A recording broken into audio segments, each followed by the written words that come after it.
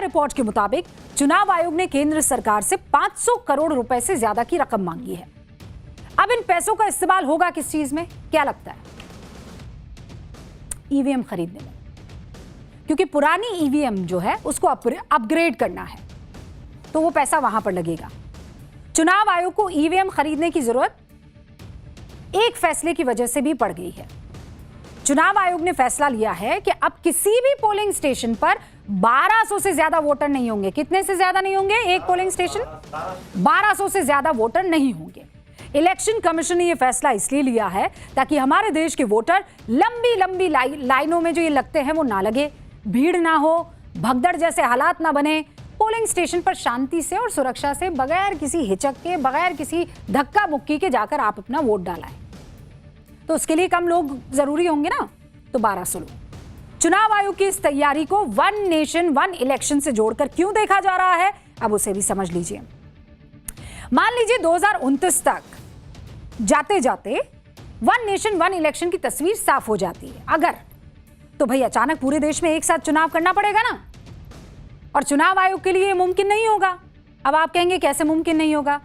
इसलिए मुमकिन नहीं होगा क्योंकि वन नेशन वन इलेक्शन की व्यवस्था में चुनाव आयोग को लोकसभा और विधानसभा चुनाव एक साथ कराने के लिए लगभग बैलेट यूनिट चाहिए होंगे 48 लाख, इतने यूनिट की जरूरत पड़ेगी।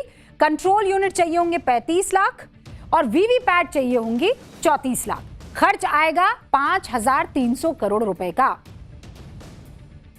शायद इसी बात को नजर में रखते हुए चुनाव आयोग अभी से तैयारी में जुट गया है। नई मशीनों की मैन्युफैक्चरिंग में सप्लाई जो है मार्च 2027 तक मंगवा ली जाएगी, ताकि अगर 2029 में वन नेशन वन इलेक्शन हो तो चुनाव आयोग के पास संसाधन कम ना पड़े। ऐसा ना हो कि वो हाथ खड़े कर दे, भैया हमसे तो ना हो पाए।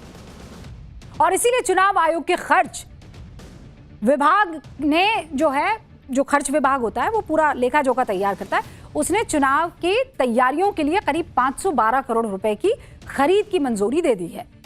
और इसी के बाद चुनाव आयोग ने केंद्र से 500 करोड़ रुपए की मांग की है। अब ये 500 करोड़ रुपए चुनाव आयोग कहां खर्च करने वाला है, ये भी समझ लीजिए आप। रिपोर्ट के मुताबिक चुनाव आयोग इस पैसे का इस्तेमाल लाखों ईवीएम खरीदने में करेगा। चुनाव आयोग ने 3,57,000 बैलेट यूनिट खरीदने की योजना बनाई है। 1,25,000 कंट्रोल यूनिट खरीदेगा, वो भी प्लान है। और बैलेट यूनिट और कंट्रोल यूनिट, इन दोनों को मिलाकर पूरी ईवीएम यानी इलेक्ट्रॉनिक वोटिंग मशीन तैयार हो जाएगी। उसके 3 हिस्से होते हैं। बैलेट यूनिट 3 हिस्से, बैलेट यूनिट, कंट्रोल यूनिट और फिर ये वीवीपैट।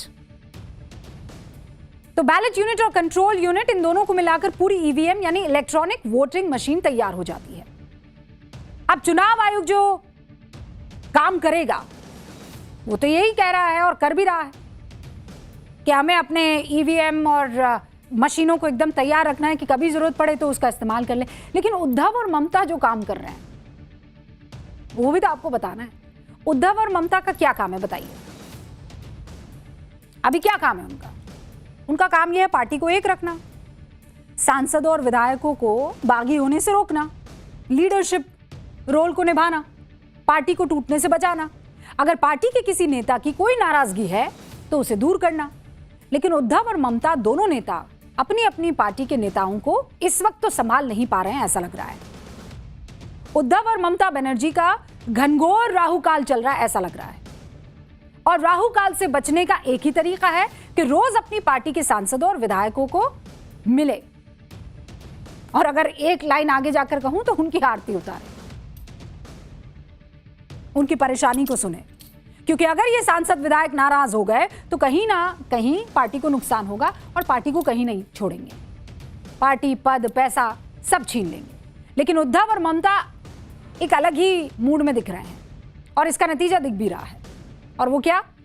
पहले उद्धव की बात कर लेते हैं। उद्धव की शिवसेना पहले ही दो फाड़ हो चुकी है।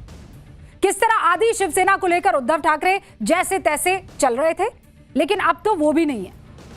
उद्धव ठाकरे की पार्टी शिवसेना यूबीटी के 9 सांसद और 20 विधायक हुआ करते थे। इसमें से कल उद्धव गुट के 6 सांसद एकनाथ शिंदे वाली शिवसेना में शामिल हो गए। जब उद्धव के पास सिर्फ 3 सांसद बचे हैं उसमें भी एक के मन बदलने की खबर अभी भी हमें मिल रही है और उनके 20 विधायकों के बीच भी थोड़ा असंतोष वाली खबर चल रही है, क्योंकि 3 विधायक उद्धव की बैठक में पहुंचे ही नहीं। यानी आप देखिए कि उद्धव के साथ दूसरी बार अब खेला होने जा रहा है और वो इस बार भी बेबस होकर देखते रह जाएंगे, कुछ नहीं कर पाएंगे, ऐसे भी हालात दिखाई दे रहे हैं। जो हाल उद्धव की सियासत का 4 साल पहले यानी 2022 से शुरू हुआ था, वही हाल अब ममता की पार्टी टीएमसी का भी हो रहा है। कल ममता जी के साथ उनकी पार्टी के बागी नेताओं ने ऐसा खेल कर दिया कि ममता जी ने कभी अपने सपने में भी नहीं सोचा होगा।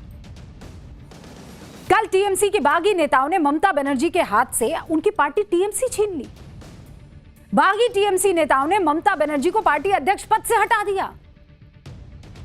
टीएमसी की स्थापना के 28 साल में यह पहली बार हुआ कि ममता बनर्जी पार्टी की अध्यक्ष नहीं है।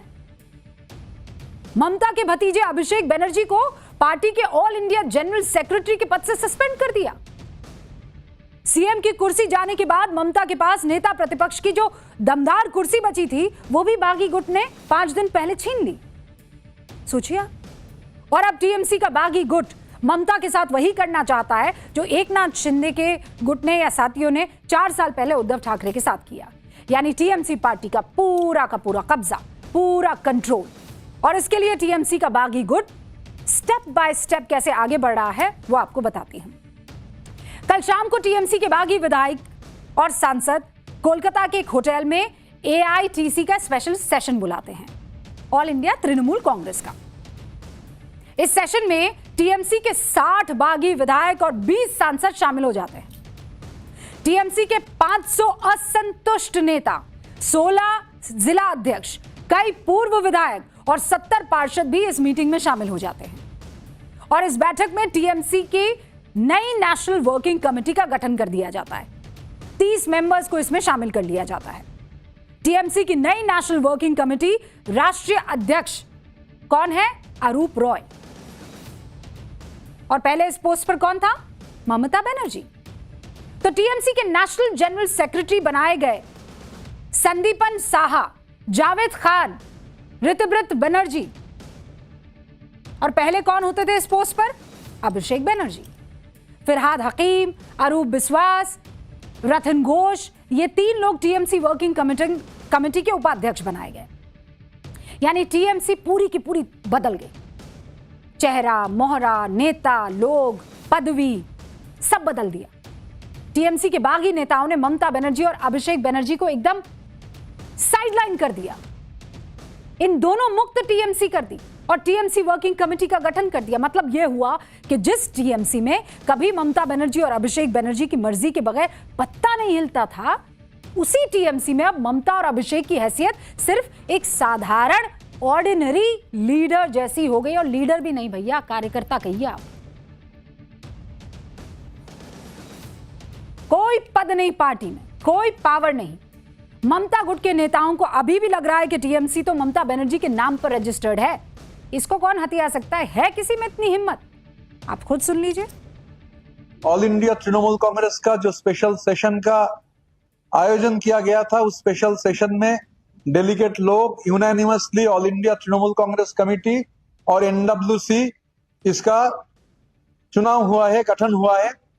श्री अरूप राय जो पहला दिन से 1998 का पहला दिन से जो 138 एफिडेविट हुआ था, हर में अरूप राय जी का सिग्नेचर है। तो अरूप राय जी हमारा ऑल इंडिया तृणमूल कांग्रेस का चेयरपर्सन चुने गए हैं। इसके सिवाय अरूप राय छोड़ के और 29 लोग, टोटल 30 लोगों को लेकर एनडब्ल्यूसी का गठन हुआ है। ये मजाक है, ये एक सर्कस है। ममता बनर्जी अपन से तृणमूल कांग्रेस बनाई थी, वही तृणमूल कांग्रेस को एक विरोधी दल से ये प्रांत में शासक दल बनाए थे। तभी उनको हटा देगा कौन? बोलते ऋतव्रत बनर्जी जो कुछ दिन पहले सीपीएम का सदस्य था। तो हम इसको पूरा न मानते हैं। जो लोग ये नया गुट में शामिल हुआ उसको तृणमूल से एक्सपेल किया जाएगा और जो कानूनी कार्रवाई है वो किया जाएगा। तो उद्धव और ममता की पार्टी में टूट हो गई तो इसका सीधा फायदा किसे मिलेगा आप जानते हैं? कौन बताएगा किसे मिलेगा? हाँ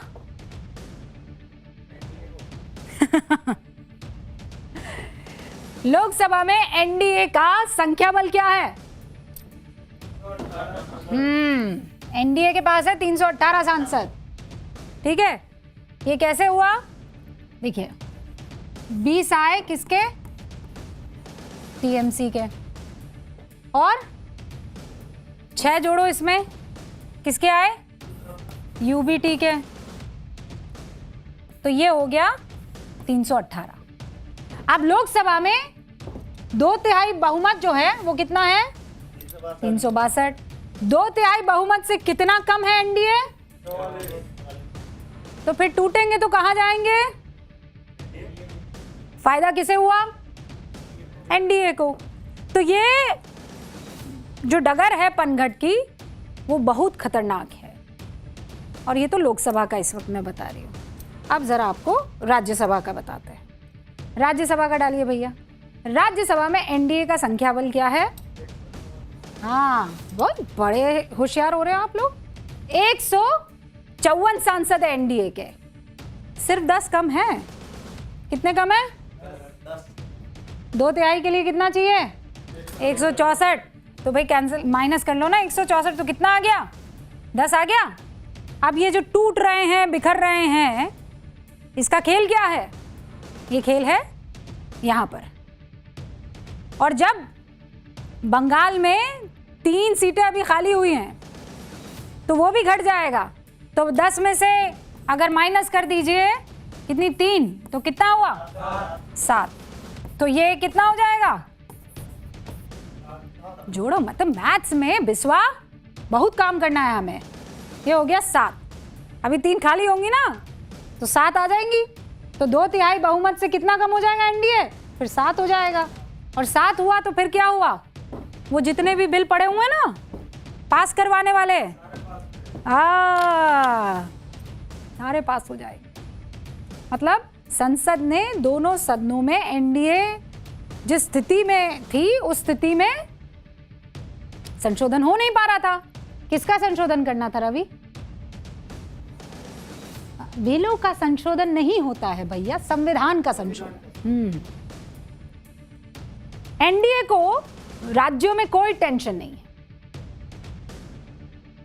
क्योंकि भैया जब बिल केंद्र में पास होता है, एक बात ध्यान रखना, संविधान संशोधन जब होता है तो फिर वो राज्यों में भी 2/3 राज्यों में भी उसे पास करना। कोई भी अगर संशोधन संविधान का आप करते हैं तो ऐसा नहीं है कि आपने सदन में किया और काम हो गया, नहीं नहीं, फिर 2/3 राज्यों में भी आपको वो संशोधन करना पड़ता है, तब जाकर वो संशोधन पुख्ता हो जाता है, कानून बन जाता है। अब एनडीए को राज्यों में तो कोई टेंशन ही नहीं है, क्योंकि इस वक्त 22 राज्यों में किसकी सरकार है? एनडीए की। और बिल के समर्थन में कम से कम 15 राज्यों की सहमति, 2/3 ना, तो जो एनडीए के पास आसानी से इस वक्त मौजूद है। तो सारा खेल जहां हो रहा है वो देख लीजिए और समझ लीजिए। मोदी सरकार भले ही संसद में 2/3 बहुमत साबित करने की स्थिति में अभी नहीं है, लेकिन आप देखिए कि सरकार के एजेंडे में 3 अहम बिल है और सरकार चाहती है कि ये तीनों बिल पास करवाकर 2029 तक 1 नेशन 1 इलेक्शन वाली व्यवस्था देश में लागू कर दी जाए। और इसीलिए 3 साल पहले यानी 2023 से ही मोदी सरकार 1 नेशन 1 इलेक्शन की कवायद को शुरू कर चुकी है और एक के बाद एक उस पर काम करने की शुरुआत भी हो गई है। कैसे? मोदी सरकार ने 2 सितंबर 2023 को पूर्व राष्ट्रपति रामनाथ कोविंद की अध्यक्षता में एक उच्च स्तरीय कमेटी का गठन किया। 24 मार्च 2024 को 191 दिन बाद उसी समिति ने राष्ट्रपति द्रौपदी मुर्मू को 18,626 पन्नों की रिपोर्ट सौंपी है और इस रिपोर्ट में समिति ने देश के एक साथ चुनाव कराए जाने की सिफारिश कर डाली है। इधर ये सब चल ही रहा है। लोकसभा चुनाव 2024 में बीजेपी ने अपने संकल्प पत्र में 1 नेशन 1 इलेक्शन को शामिल किया ही है। तो फिर जब ये आंकड़े एक साथ जुड़ेंगे तो आप समझ लीजिए ये आंकड़े उसी तरफ इशारा करेंगे। किस तरफ इशारा करेंगे? बदलाव की तरफ। और अब बढ़ेंगे अगले चैप्टर की तरफ। बढ़े कि थक गए? पढ़े? पढ़ती